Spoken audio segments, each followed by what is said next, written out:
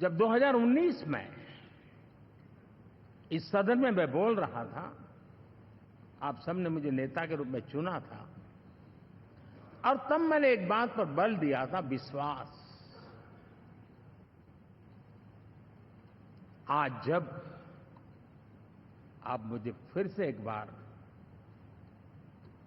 ये दायित्व देते हैं, इसका मतलब है कि हम दोनों के बीच, हम आपस में विश्वास का सेतु इतना मजबूत है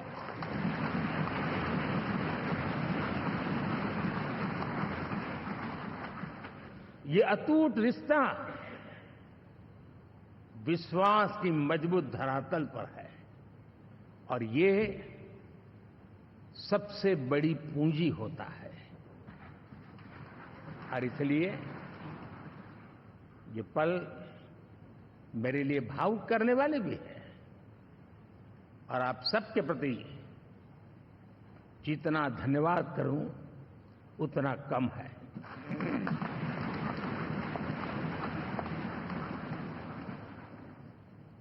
साथियों, बहुत कम लोग इन बातों की चर्चा करते हैं, शायद उनको सूट नहीं करता होगा,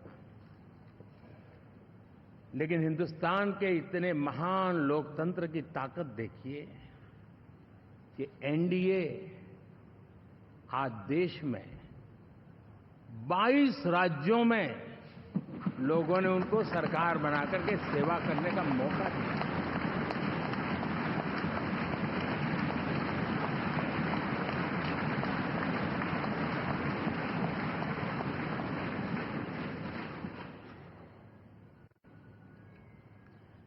हमारा ये अलायंस सच्चे अर्थ में भारत की असली जो स्पिरिट है, जो भारत का आत्मा है, भारत की जड़ों में जो रचा बसा है, उसका एक अर्थ में प्रतिबिंब है।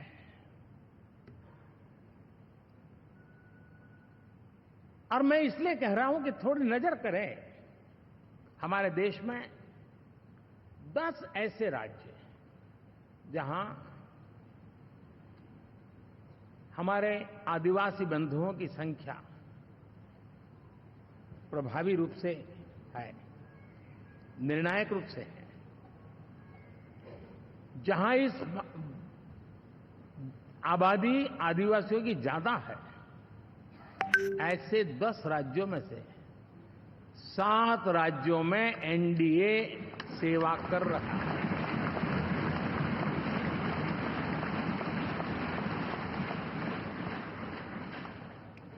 साथियों, हम सर्वपंथ संभाव के हमारे संविधान को समर्पित है और देश में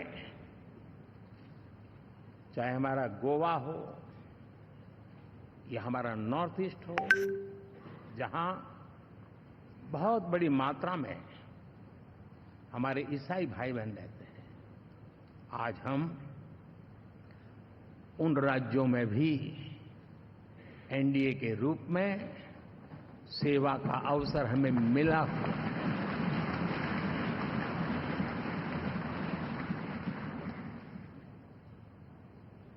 साथियों, प्री पोल अलायंस हिंदुस्तान के राजनीतिक इतिहास में और हिंदुस्तान की राजनीति में गठबंधन के इतिहास में प्री पोल अलायंस इतना सफल कभी भी नहीं हुआ है जितना कि एनडीए हुआ है।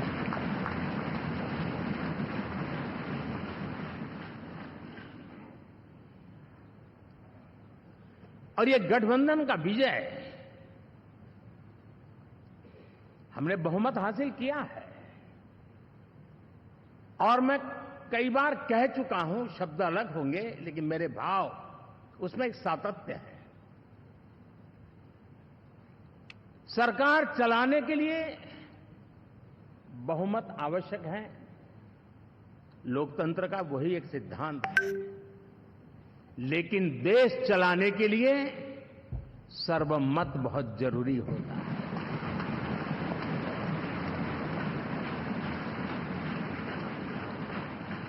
और मैं आज देशवासियों को यहां से विश्वास दिलाना चाहता हूं कि आपने जिस प्रकार से हमें बहुमत देकर के सरकार चलाने का सौभाग्य दिया है, ये हम सबका दायित्व है कि हम सर्वमत का निरंतर प्रयास करेंगे और देश को आगे ले जाने के लिए हम कोई कोर कसर नहीं छोड़ेंगे।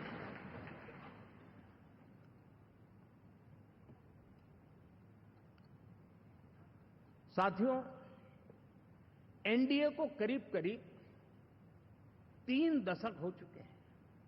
यानी आजादी के 75 साल में 3 दशक एनडीए, ये सामान्य घटना नहीं है जी। विविधता से भरे हुए अपनी लोकतांत्रिक और सामाजिक रचना के बीच में ये 3 दशक की यात्रा एक बहुत बड़ी मजबूती का संदेश देती है। और मैं आज बड़े गर्व के साथ कहता हूं कि किसी एक समय वो था कि संगठन के कार्यकर्ता के रूप में इस अलायंस का हिस्सा था, व्यवस्थाओं से जुड़ा रहता था, और आज सदन में बैठ करके आपके साथ काम करते करते मेरा भी नाता इससे 30 साल का रहा है। और मैं कह सकता हूं, हकीकतों के तथ्यों के आधार पर कह सकता हूं, ये सबसे सफल अलायंस है।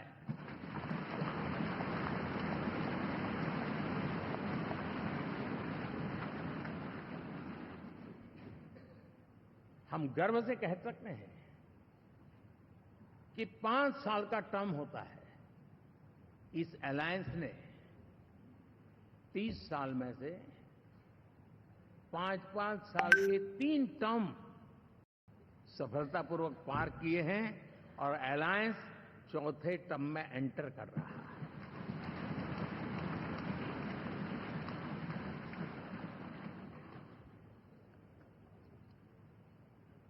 साथियों, इस बात को जो राजनीति के विशेषज्ञ हैं, अगर मुक्त मन से, मुक्त मन शब्द बहुत महत्व का है, वे सोचेंगे तो पाएंगे कि एनडीए ये सत्ता प्राप्त करने का या सरकार चलाने का कुछ दलों का जमावड़ा नहीं है। ये राष्ट्र प्रथम की मूल भावना से, नेशन फर्स्ट के प्रति कमिटेड वैसा ये समूह है। और 30 साल का लंबा कालखंड शुरू में शायद असेंबल हुआ होगा, लेकिन आज मैं कह सकता हूं कि भारत के राजनीतिक व्यवस्था में एक ऑर्गेनिक अलायंस है।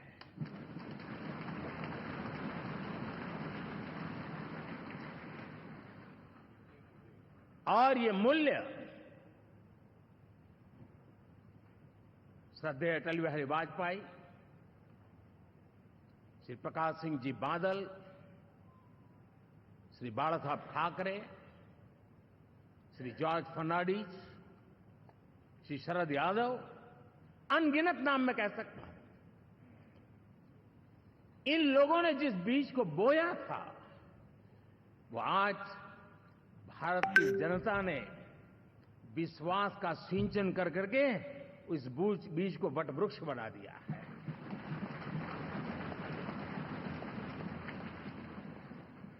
और हम सबके पास ऐसे महान नेताओं की विरासत है और हमें इसका गर्व है। बीते 10 वर्षों में हमने एनडीए की उसी विरासत, उसी मूल्यों को लेकर के निरंतर आगे बढ़ने का और देश को आगे बढ़ाने का प्रयास किया है। जैसे मैंने कहा, मुक्त मन से राजनीति के विश्लेषक अगर विश्लेषण करेंगे तो देखेंगे कि एनडीए का जो लोग दिखते हैं ना, उसमें एक कॉमन चीज नजर आती है और वो है गुड गवर्नेंस। इन सब ने अपने अपने समय में, अपने अपने कार्यकाल में जब जब जहां सेवा करने का मौका मिला है, गुड गवर्नेंस इस देश को दिया है। और इस प्रकार से एनडीए एक प्रकार से, एनडीए कहते ही गुड गवर्नेंस ये अपने आप पर्यायवाची बन जाता है। साथियों, हम लोगों के सभी के कार्यकाल में, चाहे मैं गुजरात में रहा हूं या बाबू हमारे आंध्र में रहे हो, या नीतीश जी ने बिहार के लिए भरपूर सेवा की हो, हम सबके अंदर केंद्र बिंदु में गरीब का कल्याण केंद्रस्थ रहा है।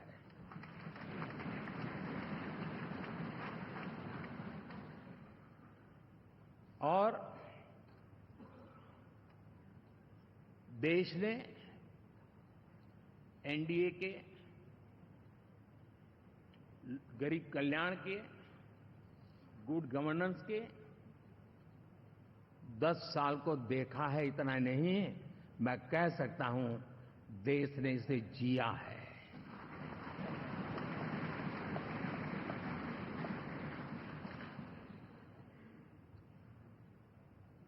जनता जनार्दन ने सरकार क्या होती है, सरकार क्यों होती है, सरकार किसके लिए होती है, सरकार कैसे काम करती है, इसको पहली बार अनुभव किया है। वरना जनता और सरकारों के बीच में एक खाई की व्यवस्था ही बनी हुई थी। हमने उसको पाट दिया है। हमने सबका प्रयास का मंत्र देश को नई ऊंचाई पर ले जाने के लिए चरितार्थ करके देखा है। साथियों, एनडीए सरकार में हम अगले 10 साल में, मैं बहुत जिम्मेवारी के साथ कह रहा हूं, अगले 10 साल में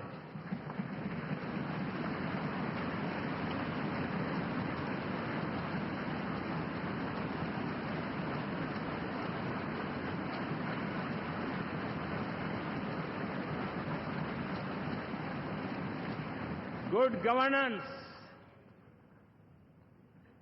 विकास, नागरिकों के जीवन में क्वालिटी ऑफ लाइफ, और मेरा व्यक्तिगत रूप से एक बहुत बड़ा ड्रीम है, मैं लोकतंत्र की समृद्धि को जब सोचता हूं तो मैं चाहता हूं कि सामान्य मानवीय के जीवन में से, और खास करके मध्यम वर्ग, उच्च मध्यम वर्ग, उनके जीवन में से सरकार की दखल जितनी कम हो, उतनी लोकतंत्र की मजबूती है।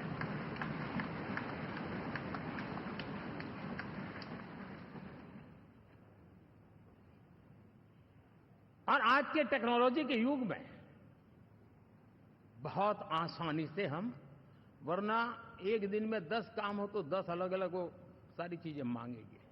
हम बदलाव चाहते हैं। गुड गवर्नेंस का ये भी एक महत्वपूर्ण पहलू है। लेकिन हम विकास का नया अध्याय लिखेंगे, गुड गवर्नेंस का नया अध्याय लिखेंगे, जनता जनार्दन की भागीदारी का नया अध्याय लिखेंगे, और सब मिलकर के विकसित भारत के सपने को साकार करके रहेंगे।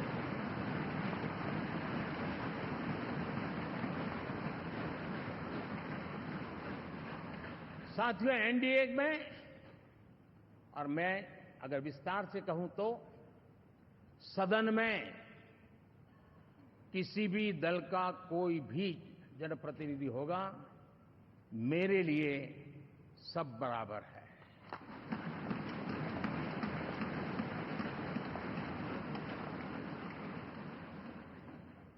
जब मैं सबका प्रयास की बात करता हूं तो मैं सदन में भी, चाहे वो लोकसभा हो या राज्यसभा हो, हमारे लिए सब बराबर है।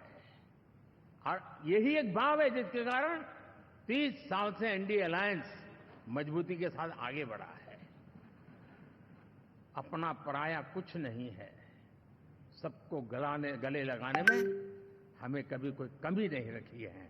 उसी का परिणाम है कि जनता का विश्वास भी जीत पाते हैं। साथियों, हमने 2024 में जिस टीम भावना से काम किया है और ग्रासरूट लेवल पे किया है, सिर्फ फोटो ऑप करना, नेता मिलकर के हाथ हिलाएं और फिर तुम्हारे रास्ते में मेरे रास्ते, ऐसा नहीं। ग्रासरूट लेवल तक सबने मिल करके ये जो काम किया है और उसी ने हमें ऑर्गेनिक अलायंस का सामर्थ्य दिया है।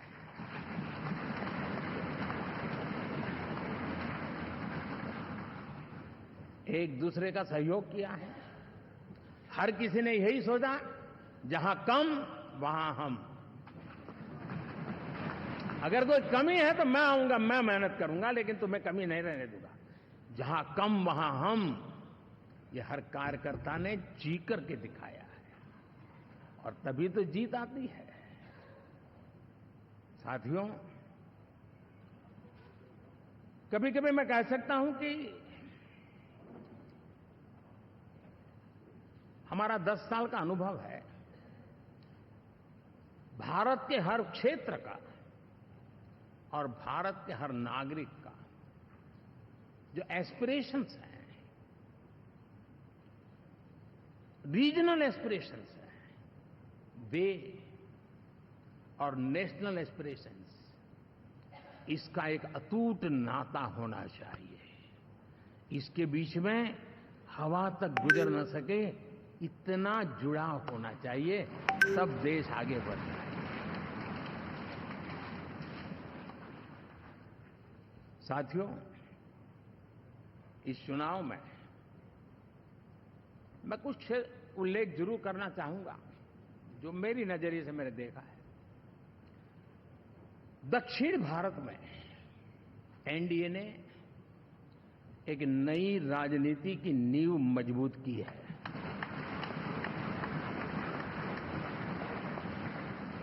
अब देखिए, कर्नाटक एंड तेलंगाना,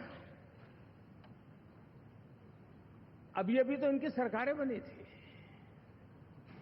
लेकिन पल भर में ही लोगों का विश्वास टूट गया। भ्रम से लोग बाहर आ गए और एनडीए को गले लगा दिया।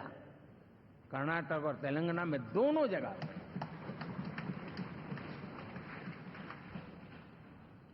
साथियों, तमिलनाडु, मैं तमिलनाडु की टीम को भी बधाई देना चाहूंगा।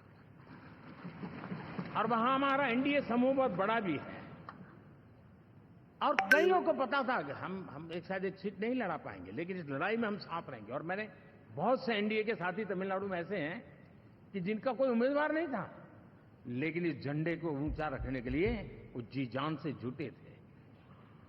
और इसलिए आज तमिलनाडु में भले हम सीट नहीं जीत पाए, लेकिन जिस तेजी से एनडीए का वोट शेयर बढ़ा है, वो साफ साफ संदेश दे रहा है कल में क्या लिखा हुआ है।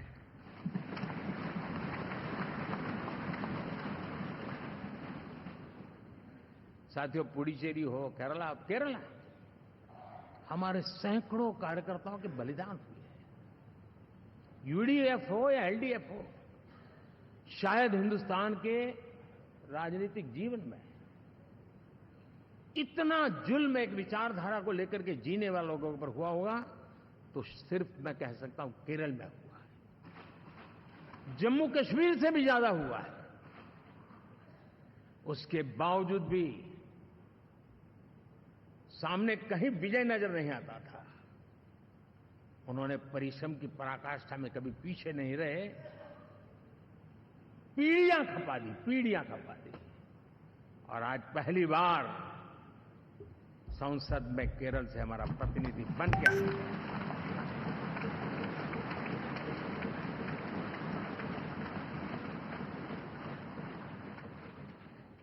साथियों, अरुणाचल में हमने लगातार हमारी सरकार बनती रही है और भारी समर्थन से बनती है। सिक्किम में भी हमारे एनडीए की सरकार करीब करीब क्लीन स्वीप के साथ, अरुणाचल क्लीन स्वीप। आंध्र, मैं अबू बाबू को पूछ रहा था, बोले हिस्टोरिकली ये सबसे हाईएस्ट विक्ट्री है।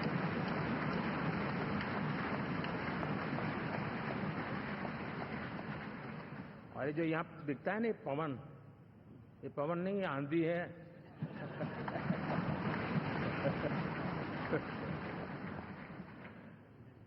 आंध्र ने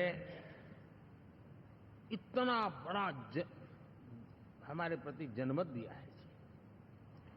हिंदुस्तान के लिए एक सामान्य मानवीय की विकास की जो जिजीविषा है, उसका प्रतिबिंब है। और महाप्रभु जगन्नाथ,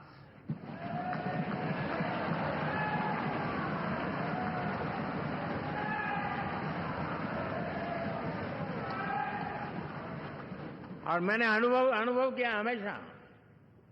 मैं हमेशा मानता हूं ईश्वर के अनेक रूप होते हैं, लेकिन जब मैं भगवान महाप्रभु जगन्नाथ जी को याद करता हूं तो मैं हमेशा मानता हूं ये गरीबों के देवता है।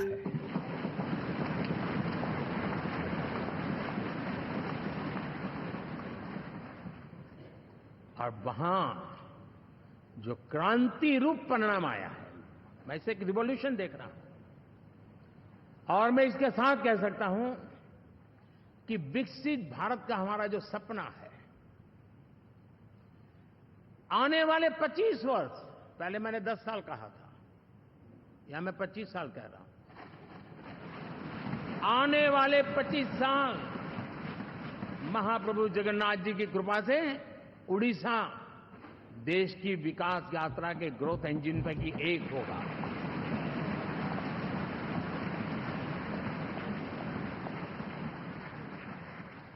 साथियों, हम लोग जब 4 जून के नतीजे चल रहे थे, मैं तो अपने काम में कुछ व्यस्त था, बाद में फोन आना शुरू हो गए।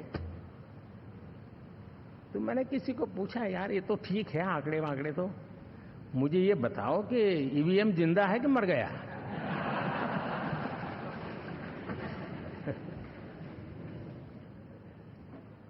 क्योंकि ये लोग तय करके बैठे थे कि भारत के लोकतंत्र और लोकतंत्र की प्रक्रिया के प्रति विश्वास ही लोगों का उठ जाए, और लगातार ईवीएम को गाली देना। और मुझे तो लगता था कि शायद इस बार वो ईवीएम की अर्थी का जुलूस निकालेंगे, लेकिन 4 जून शाम आते आते उनको ताले लग गए, ईवीएम ने उनको चुप कर दिया। ये ताकत है भारत के लोकतंत्र की, ये ताकत है भारत की निष्पक्षता की, ये भारत की ताकत है भारत के चुनावी तंत्र की, चुनाव आयोग की। और मैं मानता हूं कि ये आशा करता हूं कि 5 साल तो अब ईवीएम शायद मुझे नहीं सुनाई देगा, लेकिन जब 29 में हम जाएंगे तो फिर से शायद ईवीएम को लेकर के नाचने की शुरुआत करेंगे, क्योंकि इनके सुधरने की संभावना बहुत कम है। अब देखिए, चुनाव के समय मैंने पहली बार देखा, शायद हर तीसरे दिन इलेक्शन कमीशन के काम में रुकावट आए, इसके लिए सुप्रीम कोर्ट के दरवाजे खटखटाए गए, भांति भांति की एप्लीकेशन, और एक ही टोली थी। और लोकतंत्र के प्रति जिनका भरोभार अविश्वास, ऐसे लोग सुप्रीम कोर्ट का उपयोग करते हुए कैसे रुकावट डाले, इसका निरंतर प्रयास करते रहे। और चुनाव आयोग की ताकत का एक बड़ा हिस्सा अदालतों में इस पीक आवर्स में, चुनाव के पीक आवर्स में, यानी कितनी निराशा लेकर के ये लोग मैदान में आए थे कि उन्होंने पूरा हमला उसी इंस्टीट्यूट पे लगा दो ताकि चुनाव के कोई भी परिणाम आए, हम दुनिया के सामने भारत को भी बदनाम कर लें। ये षड्यंत्र का हिस्सा था दोस्तों, और कभी भी देश उनको माफ नहीं करेगा। साथियों, इंडी गठबंधन वाले जब ईवीएम का विरोध करते हैं तो मैं सिर्फ एक चुनाव के रूप में नहीं देख रहा। मैं मानता हूं ये लोग मन से पिछली शताब्दी के सोच वाले लोग हैं। वे टेक्नोलॉजी को हम महत्व न समझते हैं, न टेक्नोलॉजी स्वीकार करने को तैयार है। और ये सिर्फ ईवीएम में दिखाई दिया, ऐसा नहीं, यूपीआई में दिखाया। जब हमने कहा कि हिंदुस्तान के लोग डिजिटल ट्रांजैक्शन करेंगे, फिनटेक की दुनिया में आज हिंदुस्तान का नाम हो गया, मानने को तैयार नहीं। आधार आज देश की एक पहचान बना है। मैं तो देख रहा हूं कि मुझे कई देश कहते हैं कि हमें आधार की पद्धति से आगे बढ़ना है, आप कैसे मदद कर सकते हैं। उस आधार को रोकने के लिए सुप्रीम कोर्ट में बार बार जाकर के परेशानियां पैदा की। यानी मूलतः ये प्रगति के विरोधी, आधुनिकता के विरोधी, टेक्नोलॉजी के विरोधी इंडी अलायंस हमने देखा है। साथियों, इस देश के लिए यह भी चिंता का विषय है कि विश्व में भारत के लोकतंत्र की ताकत को कम आंकने का प्रयास, और कितना एक्सट्रीम है। मैं दुनिया में ढोल पीट रहा हूं कि हम मदर ऑफ डेमोक्रेसी है, और ये दुनिया में जाकर के बता रहे नहीं हमारे देश में तो डेमोक्रेसी जैसा कुछ नहीं, कि वो मोदी बैठ गया है, वो एक चाय बेचने वाला यहां पहुंच कैसे गया, कुछ तो गड़बड़ की होगी। ये जो इनकी मनस्थिति है जी, भारत के नागरिकों को चुनाव प्रक्रिया के प्रति अविश्वास पैदा करने का जो उनका षड्यंत्र है, मैं मानता हूं कि अब दुनिया भी भारत के लोकतंत्र की विविधता, विशालता, व्यापकता, गहनता, इन सबको भी जानने समझने के लिए आकर्षित होगी। ऐसे इस चुनाव के नतीजे में देख रहा हूं। साथियों, जब 1 तारीख को मतदान पूरा हुआ और 4 तारीख को काउंटिंग, इस बीच की चीजों को आप देखिए। योजनाबद्ध तरीके से देश को हिंसा की आग में झोंकने का बयान दिए जाते थे। यहां इकट्ठे होना, यहां पहुंचना, यहां करना। कुछ लोग इस चीज को गंभीर नहीं लेते हैं, लेकिन ये बहुत गंभीर है। आप भारत के लोकतंत्र को, पहले उसकी व्यवस्था को अनादर करते हो, अब परिणाम आने से पहले एक ऐसा माहौल बना दो कि बस आग लगा देंगे। हर प्रकार से उन शब्दों का अर्थ यही निकलता है कि उन्होंने देश को उस दिशा में ले जाने का प्रयास किया था। लगातार देश को गुमराह करने का प्रयास किया गया, देश के लोगों को बांटने का प्रयास किया। अरे, चुनाव एक ऐसा लोकोत्सव होता है कि ज्यादा से ज्यादा लोगों को हम जोड़े, तोड़ने के लिए नहीं होता है। लेकिन हर प्रकार से कोशिश यही की गई। साथियों, मैं मानता हूं कि 2024 के लोकसभा के चुनाव के जो नतीजे हैं, हर पैरामीटर से देखेंगे, दुनिया ये मानती है और मानेगी कि ये एनडीए का महाविजय है।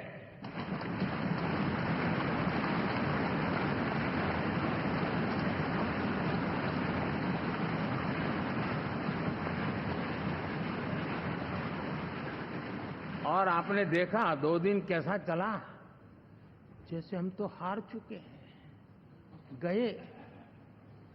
सब चारों तरफ यही दिखता था,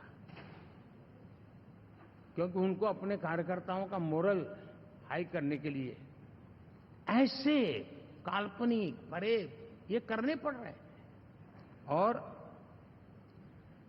साथियों,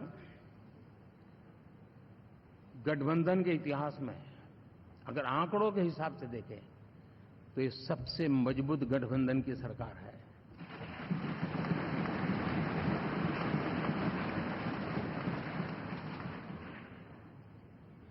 लेकिन कोशिश ये की गई कि इस विजय को स्वीकार न करना, उसको पराजय के छाया में डुबो कर रखना, लेकिन उसकी ऐसी चीजों की बाल मृत्यु हो जाती है और हो भी गई। लेकिन देशवासी जानते हैं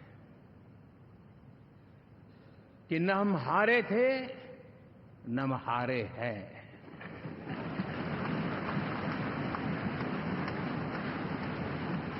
लेकिन 4 तारीख के बाद हमारा जो व्यवहार रहा है वो हमारी वो पहचान बताता है कि हम विजय को पचाना जानते हैं।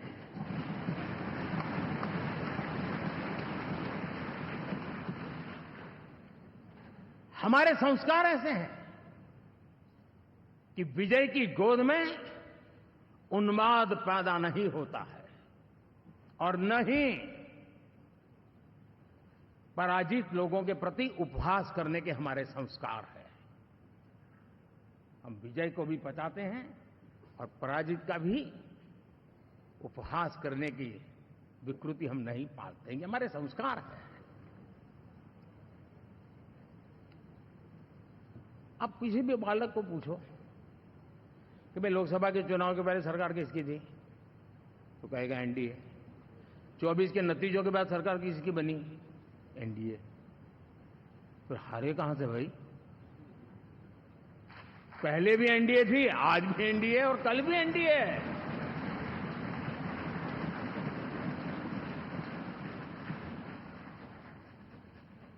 आप सोचिए 10 साल बाद भी कांग्रेस 100 के आंकड़े को नहीं छू पाई।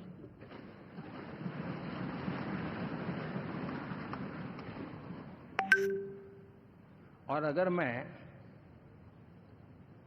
14, 19 और 24 3 चुनावों को जोड़ करके कहूं, कांग्रेस के 3 चुनाव जोड़ूं, तो इन 3 चुनावों में जितनी सीटें मिली है उससे ज्यादा हमें इस चुनाव में मिली है।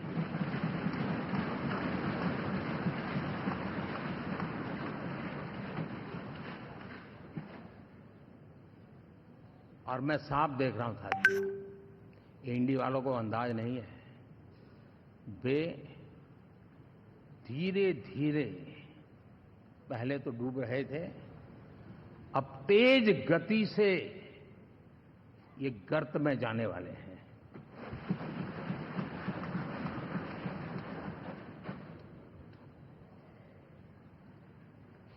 साथियों, इंडिया अलायंस वाले देश के सामान्य नागरिकों की जो समझ है, आज भी वो उसके सामर्थ्य को समझ नहीं पाए हैं या समझना चाहते नहीं है। भारत के सामान्य व्यक्ति की भी एक समझ है और जो जमीन से जुड़ा रहता है ना, वो समझ को छूता है, समझता है, पहचानता है। वो वहां नहीं है। साथियों, इन लोगों का जो व्यवहार रहा है 4 तारीख के बाद, मैं आशा करता था कि वे लोकतंत्र का सम्मान करेंगे, लेकिन उनके व्यवहार से लगता है कि शायद उनमें ये संस्कार आए, इसके लिए हमें और इंतजार करना पड़ेगा। और तो मैं ज्यादा कुछ कह नहीं सकता। और ये वो लोग हैं जो खुद की पार्टी के पीएम का अपमान करते हैं, उसके निर्णयों को फाड़ देते हैं। खुद की पार्टी को विदेशी मेहमान आ जाए तो उसके लिए चेयर नहीं होती थी। ये सारे दृश्य आपने देखे हैं। ठीक, अब मैं समझता हूं कि इन सारी स्थितियों में से हम लोकतंत्र की मजबूती और जनता जनार्दन के प्रति आस्था, इसको हम, साथियों, लोकतंत्र हमें सबका सम्मान करना सिखाती है। विपक्ष में भी जो सांसद जीत करके आए हैं, मैं उनको भी बधाई देता हूं।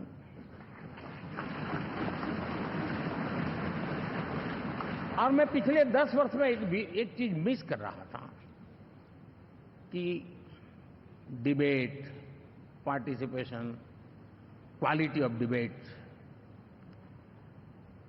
मैं मिस कर रहा हूं, लेकिन मैं आशा करता हूं कि अब इस नया जो सदन बना है वो कमी मुझे खलेगी नहीं। शायद हमारे साथी भी राष्ट्रहित की नीयत के साथ सदन में आएंगे और भले वो विपक्ष में बैठे होंगे, लेकिन राष्ट्र के विपक्ष में नहीं है, हमारे विपक्ष में है। राष्ट्र में तो हम सब एक ही दिशा में हैं।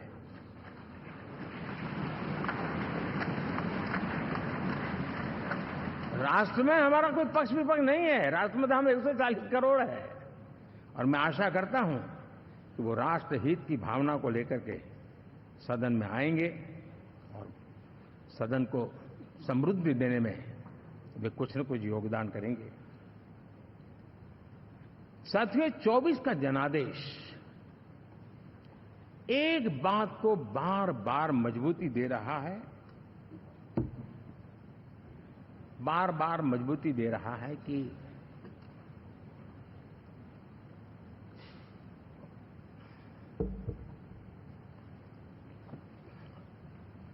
देश को आज के वातावरण में सिर्फ और सिर्फ एनडीए पर ही भरोसा है। बात है, उन सब प्रति समर्पण उसका बढ़े, उस दिशा में हम काम करना चाहते हैं। साथियों, छत्रपति शिवाजी महाराज के राज्याभिषेक के 350 वर्ष के उत्सव में देश आज रंगा हुआ है और हमारे लिए सबसे बड़ी प्रेरणा है, क्योंकि उसमें राष्ट्र प्रथम की भावना है। छत्रपति शिवाजी महाराज को याद करते ही राष्ट्र प्रथम की भावना हमें मजबूती देती है और इसलिए हम देश में इसी एजेंडा को आगे रखते हुए और जब इसी समय 350 साल का पर्व आया है तो हमें अपनी पॉलिसी और परफॉर्मेंस और सामान्य मानवीय का जीवन बेहतर करना है, उसमें जरा भी विलंब नहीं करना है। साथियों, विकास की सारी तैयारियां, रोड मैप लेकर को हम चलेंगे ही, चल रहे हैं, लेकिन साथ साथ हम नए नए सांसद आए हैं, कुछ पुराने सांसद हैं, कुछ ज्यादा अनुभवी सांसद भी हैं। आप देखते हैं कि इन दिनों पिछले 2 दिन से आप टीवी पे देखते होंगे, एक भी सच्चाई मुझे उसमें नजर नहीं आई। कोई ये कह रहा है, कोई वो कह रहा था, सब मैंने कहा भी जरा पूछो तो ये जानकारी लाते कहां से, गपगोले चला रहे, किसी के खाते में कुछ भी डाल करके चल रहा है। तो मतलब ये थोड़े दिन, क्योंकि 10 साल से ऐसे अवसर नहीं मिले हैं, तो शायद ये उबाल जरा ज्यादा रहेगा। लेकिन आप मान के चलिए जी, ऐसे लोग कोई पहुंचेंगे, बस साहब मेरा अच्छा संबंध है, मंत्री में आपका नंबर कर सकता हूं, आया, हमें भी पता नहीं होता यार, हो सकता है मिनिस्टर बनने का ही रास्ता होगा तो हम भी गलती से उसका हाथ पकड़ लेते हैं और वो पता नहीं वो किस खाई में डुबो देता है। कभी कभी तो शायद अब तो टेक्नोलॉजी ऐसी है कि हो सकता है मेरे सिग्नेचर से कोई लिस्ट बाहर निकल जाए कि ये मंत्री बन गए, हो सकता है कोई बुद्धिमान डिपार्टमेंट भी बांट दे। तो आजकल कई लोग सरकार बनाने में लगे हुए हैं, मंत्री पद बांट रहे हैं, पद बांट रहे हैं, व्यवस्था बांट रहे हैं। मैं आपसे आग्रहपूर्वक कहता हूं, और जो मोदी को जानते हैं, ये सारे प्रयास निरर्थक है। वे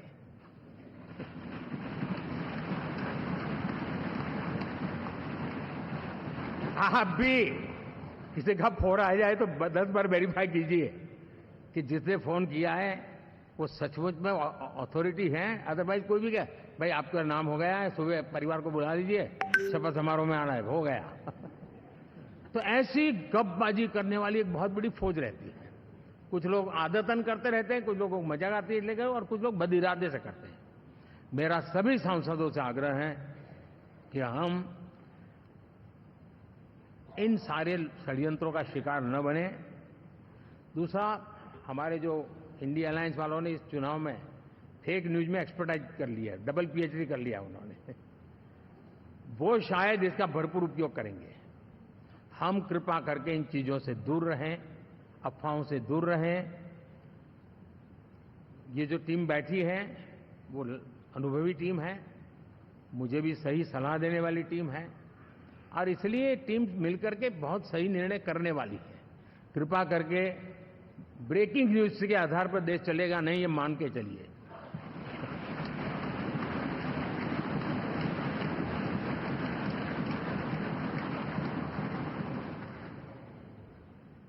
साथियों, विकसित भारत का संकल्प लेकर के हम चले हैं। 3 नंबर की इकोनॉमी पहुंचना मैं जानता हूं, निश्चित रोड मैप के साथ उसको हम पार करने वाले हैं। और मैंने पहले भी कहा था कि मेरा पल पल देश के नाम है, मेरा पल पल आप लोगों के नाम है। मैं 24/7 अवेलेबल हूं।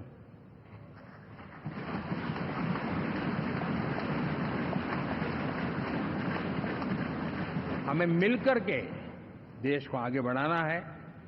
फिर से एक बार आप लोगों ने मुझ पर जो विश्वास जताया है, जो प्यार दिखाया है और जो समर्थन दिया है, वाकई मैं मानता हूं भारत के लोकतंत्र की एक बहुत बड़ी ताकत है। मैं जितना आपका आभार व्यक्त करूं उतना कम, और मैं विश्वास दिलाता हूं कि मैं आपकी आशा अपेक्षाओं को पूरी करने में, परिश्रम करने में कोई कमी नहीं रखूंगा।